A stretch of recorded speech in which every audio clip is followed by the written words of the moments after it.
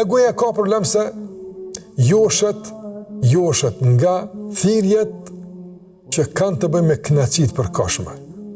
Do të thotë, nefsi ka problem se i bën përshtypje gjithçka që është e këndshme, e ëmbël në aspektin formal. Nuk ka aftësi nefsi me shiku në pasoja.